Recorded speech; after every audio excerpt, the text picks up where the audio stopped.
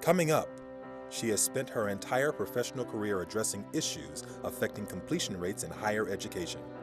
Dannette Howard, Maryland's Secretary of Higher Education, sits down for a one-on-one conversation with Prince George's Community College President Charlene Dukes.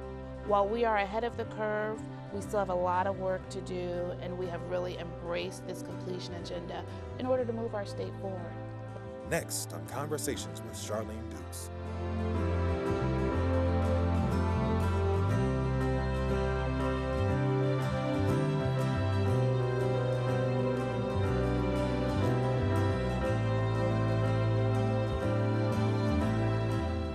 Welcome to this premiere edition of Conversations, one of our newest community affairs programs on Prince George's Community College Television.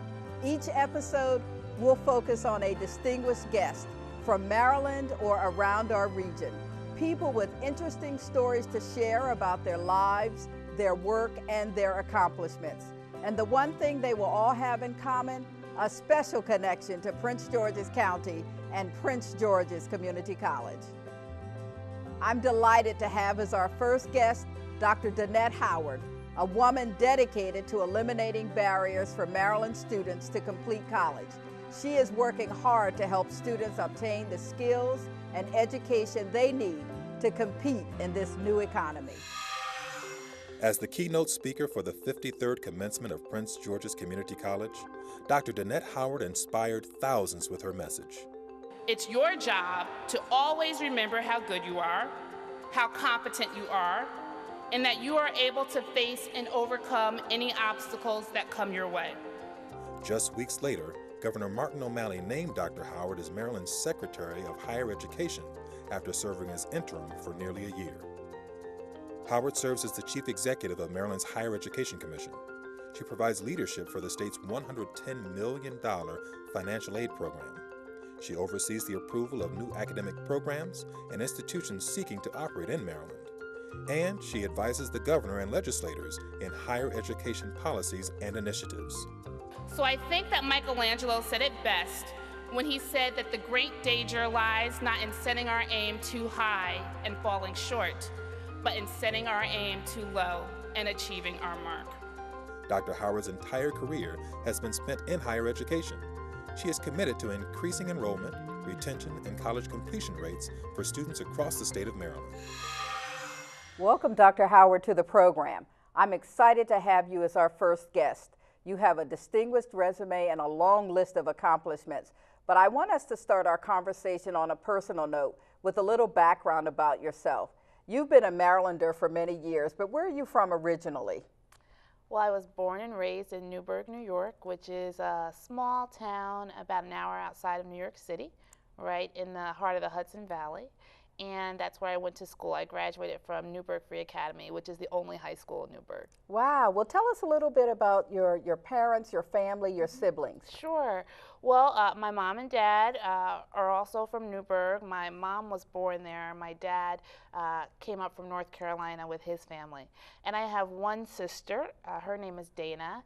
She lives in Maryland as well, and she actually came here before I did because she attended Morgan State University. Great, great. And I understand that you're married and you have a young son. I am married. My husband is William Howard, and our son is William III, and he's 2 years old, so he keeps us very, very busy. Wow, great. Well, listen, let's talk about your education. What kind of student were you in high school, college, and your graduate studies?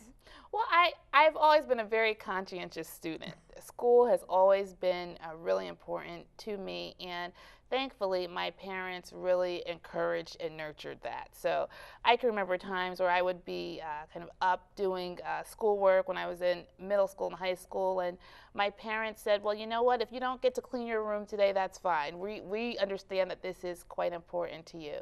And so my mom always would say that I was harder on myself than she ever had to be on me when it came to school. And then I was really very fortunate and blessed to receive a full academic scholarship to Howard University. And that's where I completed my bachelor's degree. Great. Well, we have a connection because my son is a senior at Howard University, and he certainly is receiving a fine education there. Right. So what prompted you to pursue this career in education? Well, let's see. My mom graduated from college when I was in the 3rd grade. And so she says that she made the decision to go back to school when I was 6 months old because she knew that in order to give my sister and I the kinds of lives that she wanted to have, that she needed to have a college education. And so I have very clear and vivid memories of the day that my mother graduated from college.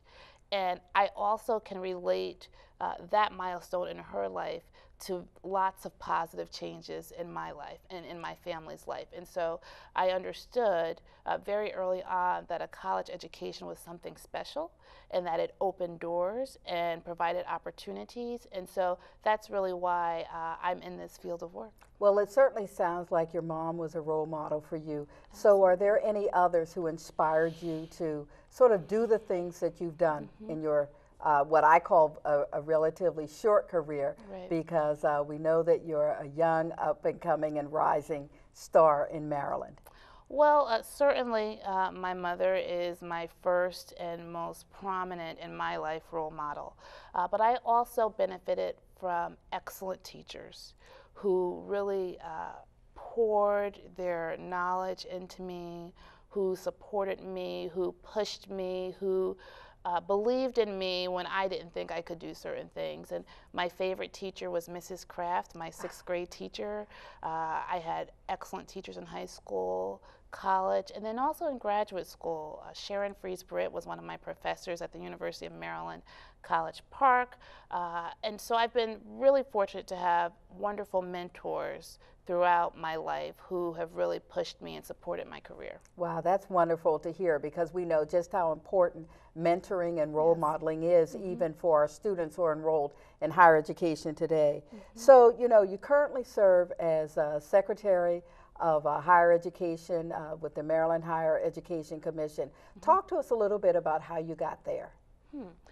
Well, I went right to graduate school. I got my master's from the Harvard University Graduate School of Education, and I worked at UMBC as my very first job out of college. And my job at UMBC got me to Maryland. I'm sorry, out of graduate school. And I started at UMBC as an admissions counselor, and then I worked in student affairs. And after about 5 years there, I loved my time at UMBC. I knew that I wanted to go further and that I needed a doctorate to do that. That's what brought me to College Park, where I got my PhD. And then I had some great opportunities to work in a policy organization in DC before coming to the Maryland Higher Education Commission as the Director of Research and Policy Analysis. And actually a couple of chance meetings with Governor O'Malley led to my being asked first to serve as interim secretary, and then as of June of this year as the permanent secretary of higher education. Well, congratulations. Thank you. We're certainly really proud of the work that you've done here in Maryland. And what I'd like to do is take a short break, and then we'll come back and we'll continue this conversation. Wonderful. Are you getting this, honey? Oh, prime time. We are rolling. All right, Mama's gonna bring it home. Mama's gonna bring it home. Okay. Come on, watch this guy. Oh, backwards. Oh, don't. Okay. It went into Bob and Carol's yard. Oh, no? Okay, here it comes. Oh, Mom! Challenge your kids to be active and eat healthy. All right, let's see what you can do. Let's go. They might surprise you. Search We Can for more ideas on how you and your kids can get healthy together. Hey, I'm Anderson Cooper. As a parent, you want to make sure that your child knows how to deal with bullying when they see it happening. And chances are they want to help, but they don't really know how. I'll teach them that the best thing to do is calmly walk away, find a teacher or other adult, and speak up. And do your part. Be that adult they can talk to and trust will listen. Join me to help stop bullying. Go to stopbullying.gov to find out more.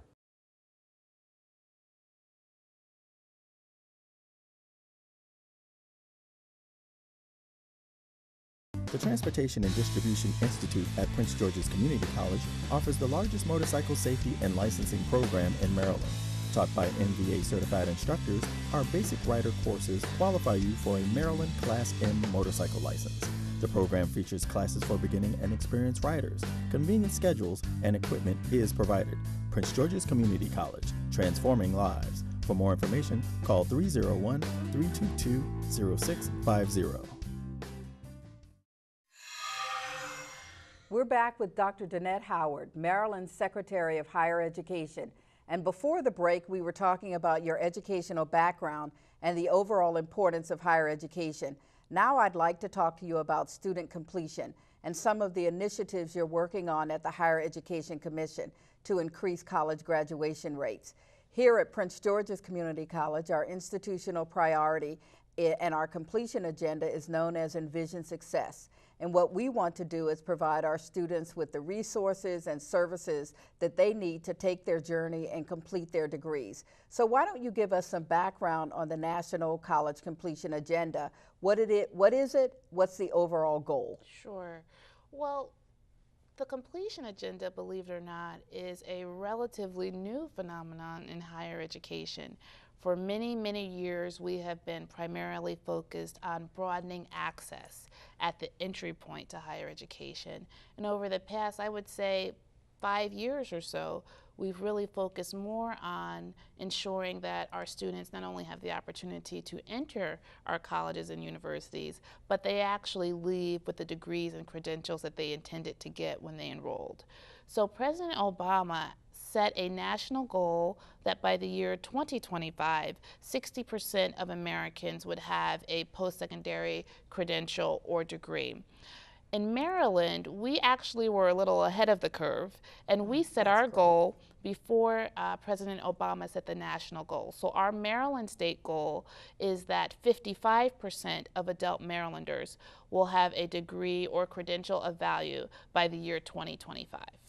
Could you talk to us a little bit? Do we know what % of Marylanders have that post-secondary credential today? Sure. Right now, about 44% of all Marylanders have a college certificate or degree. These aren't just individuals who receive their education in Maryland, however. That figure also includes others who've moved to Maryland after they've graduated from college elsewhere. So we want to get that up to 55%. Great, great. And I know that all public and private colleges and universities are certainly part of this goal. That's right. And could you talk to us a little bit about how you're getting that message across to those of us who work in higher education throughout the state of Maryland? Certainly. Well, at MHEC, we work very collaboratively with all of the colleges and universities in the state. And so we've asked to get each individual campus's completion goals.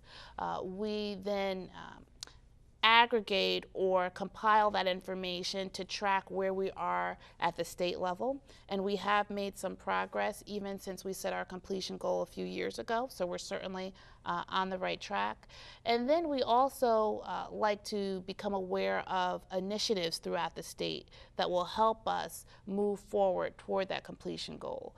And there are a lot of best practices at individual campuses throughout the state that we want to make everyone aware of. Well, how do we compare in Maryland to other states? And even if we just look regionally, or those states against whom we benchmark ourselves, are we doing better or worse or just about the same? Well, we are actually very fortunate in Maryland because compared to the national figures and also to other states, we are actually in the top 5 in terms of educational attainment of all Marylanders. For example, in Maryland, we have to produce about 20 to 25,000 more certificates and degrees a year in order to meet that 55% goal. In Virginia, to meet their goal, they have to produce 100,000. And in Texas, for example, Kentucky, they need to produce 200,000. So while we are ahead of the curve, we still have a lot of work to do, and we have really embraced this completion agenda in order to move our state forward. Well, that's great. That's great news. Now, are there policy issues or challenges that we ought to be concerned about when we think about raising these completion rates? Sure. One thing that we're really concerned about in Maryland is ensuring that a college education is affordable for all Marylanders. At one point, we had the 8th highest public 4-year tuition among all the states, and that's not something that we were very proud of. However, we've had some tuition freezes over the years thanks to Governor O'Malley, and we now rank 25th. So again, we're moving in the right direction. But affordability continues to be an important issue for our students, particularly in light of the economic crisis. This is where, quite frankly, our community colleges have played an incredible role in terms of continuing to provide access at an affordable cost to Marylanders. So that's something that we need to be mindful of. The kind of twin issue with affordability is also financial aid, yes, to ensure that Marylanders not only have access to federal financial aid in the form of Pell Grants, for example, but also state financial aid. And state financial aid has remained flat over the years. Compared to other states, that's actually good, because many other states have gone backwards in terms of a retrenchment of sorts of financial aid. So they're decreasing access to potentially state funds that could help students move through higher education. That's right, and again, you know, we've remained flat in Maryland, but when you look across the country, most other states have actually decreased funding to higher education. And you know, we know just how important it is for students to have access, not just geographically, academically, but certainly also financially. That's right. That's just really key and critical for students as they move through higher education. Can you give us any information about percentage of students who might be enrolled in our institutions full-time versus part-time? Well, it varies by segment, and so if you're looking at community colleges, there tends to be a higher rate of part-time students than if you're looking at our four-year institutions. Over the last few years, however, across all institutions, we've seen an increase in the number of part-time students. We think and attribute that change to the economic crises, and many students have had to both work and go to school, and so they've had to be part-time students as opposed to full-time students. Well, and you know, we find that even here at Prince George's Community College, that probably 68% of our students are part-time, Right. and probably 80% work at least 20 hours or more a week. So we do understand how critical financial access is, but we also understand that the economy requires students to think about their education in probably much more different ways than maybe you or I had to as we were pursuing higher education. That's right. You know, what I would like to do at this point before we go on and talk about some of the MHEC initiatives is to really take another short break. So please stay with us, and we'll be right back to talk more with Dr. Dannette Howard. The Transportation and Distribution Institute at Prince George's Community College offers a program in forklift operations. Learn how to safely and skillfully operate a forklift to move items in a warehouse or industrial facility. The program features an OSHA-compliant forklift operator certification, hands-on training and weekday classes, plus a Train the Trainer course for managers and supervisors. Prince George's Community College, transforming lives. For more information, call 301-322-0062. Don't look at me. Your hair's a bit frizzy today. Oh, you should pick that up. Oh, you're such a dork. Loser. Here, let me help you with that. Oops. Every day, kids witness bullying. Oh, look. Your crush is looking at you. Poor you. They want to help, but don't know how. See, no one here's gonna help you, because no one Teach your likes you. kids how to be more than a bystander. Visit stopbullying.gov. Are you getting this, honey? Oh, prime time. We are rolling. All right, Mama's gonna bring it home. Mama's gonna bring it home. Okay. Come on, watch this guy. Oh, backwards! Oh, don't. Oh. It went into Bob and Carol's yard. Oh, no? Okay, Yeah. here it comes. Oh, Mom! Challenge your kids to be active and eat healthy. All right, let's see what you can do. Let's go. They might surprise you. Let's go. Search We Can for more ideas on how you and your kids can get healthy together. Welcome back to Conversations with Charlene Dukes. I'm here with Dr. Dannette Howard, Maryland's Secretary of Higher Education. We've covered a lot of information about the college completion agenda, and now we're going to talk more specifically about some of the initiatives that the Commission has launched here in Maryland. So Dr. Howard, tell us about the reverse transfer program. What is it, and why is it important to really the state's community colleges, Right. the state's public and private colleges, and certainly Maryland in general? Sure. Well, the Reverse Transfer Initiative is designed to ensure that those students who started at a community college and then transferred to a four-year institution intending to complete a bachelor's degree actually get credit for the work that they've done. Many of those students, although they have the best intentions of getting the bachelor's degree, never do. As we know, life happens.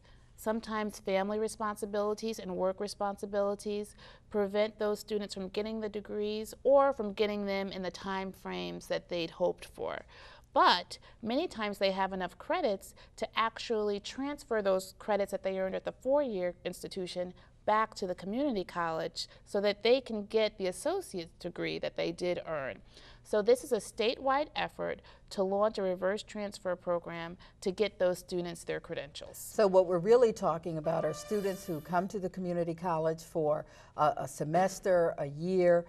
They transfer before they actually graduate from Maryland's community colleges. So they're transferring with anywhere from 15 to or more credits, Right. but certainly before the 62 or 65 credits required for the associate degree. They transfer to one of our four-year institutions, and then we can work in order to transfer some credits back that they've taken at the four-year institution to the community colleges and then award the associate degree. That's wow, right. that's really phenomenal. Can you, do you know of any other state that's really doing this in any measurable way? Right. Well, actually, Maryland is one of the first states to launch a reverse transfer program in a statewide way.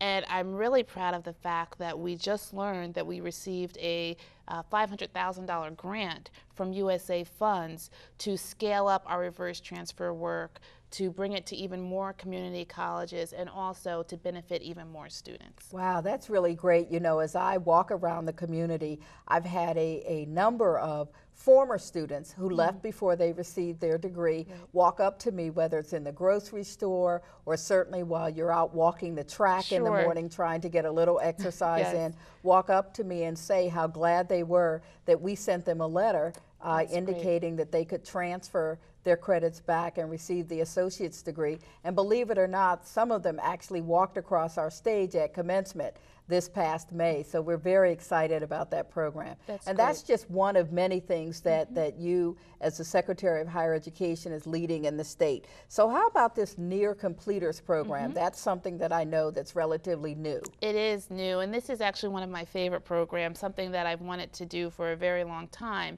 It's similar to the reverse transfer program, but the near completers program is designed for students who are working toward a bachelor's degree, and they have accumulated a lot of credits, typically 90 credits, which is 75% of the way to getting a bachelor's degree. And these students then drop off of our enrollment records. We don't know why, but they were in school one semester and then the next semester they're out of school. These students are typically less than a year away from getting their degrees. So we're launching, again, a statewide effort to go out and find these students. They could have been out of school for a year or for 10 years. But we know that if they get that degree, that will have value for them in the workplace, and it will also benefit our state economy. So we're working with our campuses to identify those students that have 90 credits or above. Then we're going to find those students, and we have a really unique partnership with the Motor Vehicle Administration because they have the most up-to-date addresses. If a student left 10 years ago, they may not still be at the same address that they were at 10 years ago, but the MVA is going to help us find those students. We're going to send them letters and invite them back, and then we're going to have some support services in place so that when they accept our offer to come back, we are prepared to do everything that we can to get them across that finish line so that they can graduate in a timely manner. We then are going to try to apply this same model to our community colleges because, again, there may be a number of students at the community college level that might be very close or within striking distance of getting the associate degree. these students may not have transferred to a four-year campus, so we won't pick them up with the reverse transfer program, but once we apply the near completers model to the community colleges, we think that we'll be able to get many more students those associate degrees that they're so close to earning. Wow, those are really two novel programs that can really help us get to that percentage rate here in Maryland. And I think it's also pretty novel that that partnership with the Motor Vehicles Administration, because I don't know that you know, in what I might call a perfect or imperfect world in higher education, that we would have thought about ways to reach out to other agencies that could help us, you know, reach this milestone that we set for ourselves in Maryland. So thank you for your leadership on that. I think that's really phenomenal. Well, thank you. It's such a pleasure to do this work because it is going to make a difference in the lives of so many Marylanders. So it's just a great opportunity to be able to be a part of some of these exciting efforts. And then I know a lot of this is based on data. I think we're talking about how do we go out and certainly find those students who've been in our institutions and for one reason or another stopped out. But we also know that we need to keep information so that as we're going through this work that we're keeping timely data. And we know that Maryland's involved in creating what we call a longitudinal data system. Can you talk to us a little bit about that and what it will enable certainly your office to do as you provide research and statistics? Sure.